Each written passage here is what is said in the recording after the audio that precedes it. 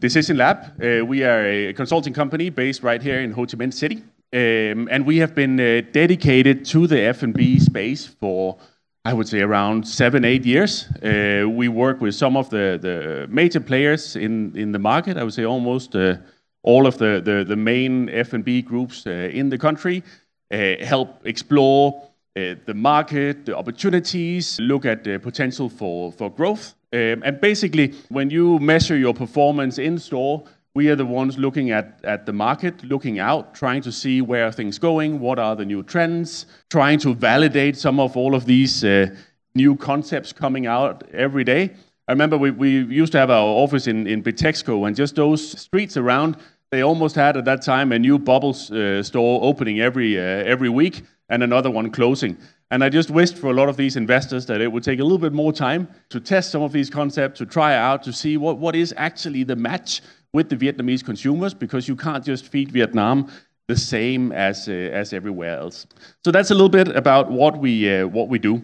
This is a little bit of a tough time to give an optimistic presentation about F&B, but I will try and do my best to lighten the mood. I'm the kind of analytics guy who want to look at, where are the potential, where are the opportunities, and though that can, for many, seem a little bit hard at the moment, we'll try and do our best to get this. So I'll narrow in a little bit on the consumer sentiment. I will look at how consumer spending has changed for eating and drinking. What are some of the new trends? And some of the things I've been challenging our team a little bit with here is that, we've had quite a roller coaster time since Vietnam locked down first time for COVID. And it seems like everything in F&B has in some way been related to the COVID pandemic, the reopening, the revenge spending, things calming down a lot again. We've had the economic troubles lately, and it all kind of has an impact on us in F&B. But I would also like soon to talk about something else than COVID and economic trouble. And I think some of the things that I'm really looking at uncovering is what are the underlying trends? Have people also changed what they want? Have people changed, what they're looking for in terms of entertainment, in terms of who they want to meet with, what kind of experiences they want? So I have a little quiz prepared for you guys into the presentation here, so I hope you will indulge me and participate in that. So if we look at the news in the past year, right, Vietnam is the place to be. I think the Vietcetera team just came back from an event in Tokyo where everyone is interested in Vietnam outperforming everyone else. This is a good place to be. This is the place to open new concepts. This is the place to expand. And there are truly some important stories here. I hope many of you are impacted by the return of tourism as well. So GDP is up. Vietnam's economy is back. And this is the time to celebrate, right? So the question is, for a lot of the clients that we are talking to, am I the only one miserable? And some of these slides, we've asked earlier, some of our clients, CEOs have asked, can you share this because I need to send it to my boss overseas, just to show that it's not all my fault, that the market is actually not as happy and positive as what it may seem from the always optimistic news in Vietnam. So we do see a growth in the economy. GDP is moving upwards. The economy is growing. I'm looking forward to see for this quarter what the growth has been. But generally, these are positive signals. A lot of it carried by tourism, a lot of it carried by the return of manufacturing, of exports, how the global economy is developing. I don't know if I'm the only one eager to find out this afternoon if the Fed in US will finally lower interest rates and by how much, because I think that might also have an impact on the perspectives in Vietnam. And we interview every month people nationwide in Vietnam, and we ask them, how are you feeling?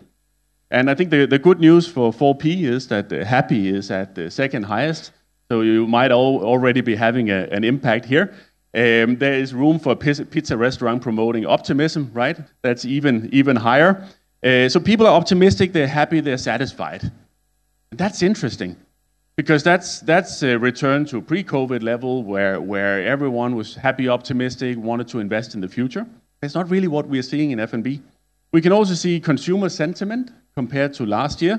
Now, the interesting thing when you measure consumer sentiment in Vietnam is it's always very, very high. So we try and look at it in relative terms, and compared to the same period last year, we're seeing a slight jump. People are more optimistic. So we're curious, what are they doing then? How are their finances actually? Are they actually earning more money, or they just see a brighter future? Well, 42% are saying that their personal finances has improved in the last 12 months. Only 22% see a decline. So people are getting wealthier, and if they look into the future, 63% believe that 12 months from now, they will be even wealthier than they are today. Now, one of the things that's happening then is that we are seeing Vietnamese getting serious and thinking long term. That might not be completely new for some of the older generations, but for Gen Z, this is a huge change. And what we're seeing is these repeated shocks, first COVID, then economic difficulties, have shown, especially Gen Z, that things can get worse. Remember when this generation was born, Vietnam has been booming. Every year was better than last year. You take a consumer loan for something you want to buy because my salary will be higher. You buy an apartment at 15% interest because who cares, my salary grows 20% every year. If it doesn't, I change to a new job. But these things are changing a bit. People are getting more conservative and they're thinking more about their future. And we see that clearly having an impact because the same people who are saying that they are happy, optimistic, satisfied, their finances are getting better, well, they're also saying that they stopped spending. And that's not so good. So if we look at where are they spending more, fresh produce, cooking at home, utilities, the only categories that have a positive upside, whereas restaurants and cafes, definitely a place where people have been cutting down compared to last year. Alcoholic beverages is its own separate story. People are a little bit safer on their motorbikes nowadays than they were 12 months ago. So there's definitely a change. So this is really the reason why many of us are seeing difficulties, seeing that the sales are a bit down, that consumers are behaving differently. So what are people doing with their money? Well, they are saving them. They're saving them for the next rainy day. A lot of people got shocked. They didn't have enough for an emergency fund. They are looking to the future. They want to invest to make money. They want to invest in their children to have a better education so they can get good jobs and pay back to their parents when they get old. So people are really taking a more serious approach to their spending. Now, what does that happen? How does that impact then behavior within eating and drinking out of home? So we surveyed a few months ago 2,400 Vietnamese consumers all over the country. And I think what is the biggest F&B survey, because we wanted to understand some of these changing habits. And we can clearly see that people are focused on their budgeting. So much more than before, people are going out with a defined budget, trying to see how can they save a little bit, how can they spend a little bit smarter. When we asked them to compare to previous, then you can really see an uptake here, 39%.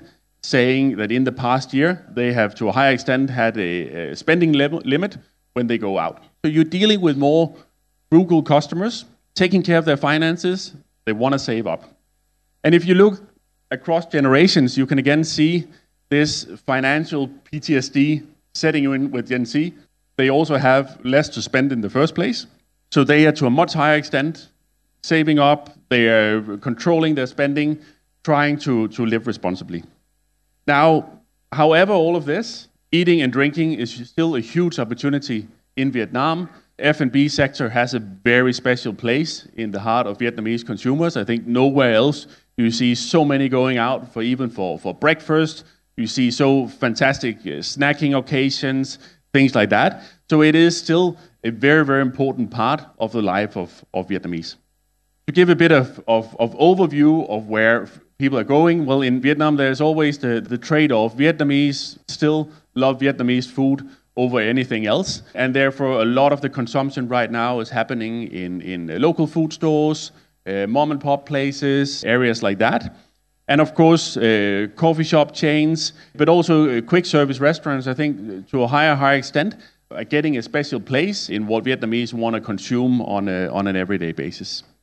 So we dived a little bit into some of the trends in the market. And I want to ask you first, just with a raise of hand, when eating out, unique experience is the most important emotional motivator. How many of you believe that's true? How many believes that's false? And a lot of you have no beliefs at all. Can we try again? How many believe this is true? Yes, I think that's the majority. So, like the whole introduction to my presentation here, I'm going to disappoint you. This is wrong. What we see right now as the most important emotional factor, or motivator, is the connection with loved ones. These past years have brought families together, and it is definitely those moments that people cherish when they go out. To really look for how can you create a space to create special family moments, things like that, to drive people to your restaurants. Another one, true or false, consumers just want good quality for their hard-earned money. How many believe this is true?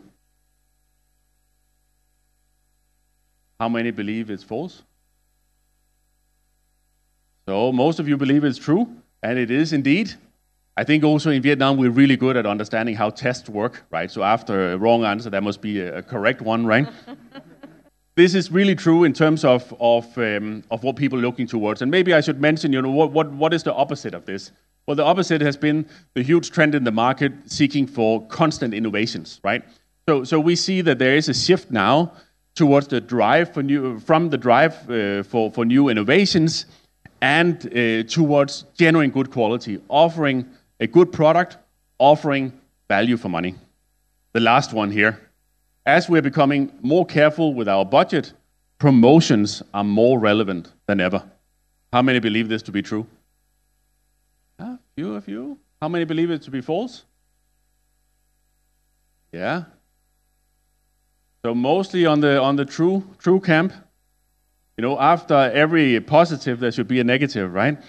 So this is false, and it defies a little bit the logic. We have had a lot of promotions, and this has been what we've used to drive customers to the restaurants. And I think the important thing here is to have a little bit of shift in your thinking. That when you want to drive revenue, you want to drive profitability in your outlets, try and shift a little bit away from the promotions, focus on good quality. So what we really see, the preference here, it is the high quality food and drinks, and that these offers are good value for money. So people are going back to the places they love. They're going back to the places who are taking good care of their family and their loved ones, and they're going for that genuine good quality product, right? So it's really time to look at those quality scores, making sure that what you're doing at your best. And I think that's also what drives a lot of motivations for a lot of you running F&B outlets. So what should I do? The market is down. I'm hoping that soon people will be done saving, because a lot of it's from emergency funds, that when people gain a little bit more confidence, we're going to, in the next few quarters, to see a little bit improvement in this area, but it's too early for me to put it on a slide. Now, what I think you should do is look at important strategic decisions. We are now out of the COVID period. We are getting through a time with economic difficulties. We're getting into a much more stable market at the moment. So I think it's also point in time to stop up, look at your plans, look at your budgets. Am I profitable with what I'm doing now? Is the business running towards the market we have now? And what can I do to then develop for the future? Because the world is not as unpredictable as it was a couple of years ago. So we are talking to a lot of companies at the moment regarding some of these issues here, because a lot are actually moving here where they're stopping up, they're rethinking, they're finding out what should we do. Those who have a clear growth plan are accelerating. So I think it's a really, really important time to stop up and think. We will also soon enter a time where Vietnamese want to try something new, because everyone has been focusing just on, let's get that profitability, let's cut down to make sure that places run, and it's not so exciting for the consumer. So it's really, to me, this is really a pivot time and a time to review your business. So the first thing to look at is review your brand performance. So look at how are you converting customers into your stores compared to your competitors. How are competitors doing? Are there anyone who is starting to stand out? Review the market. Look again at your categories. I know a lot of you are looking very much at, I have this cuisine compared to very similar cuisines, but the habits have changed, the way people choose food has changed.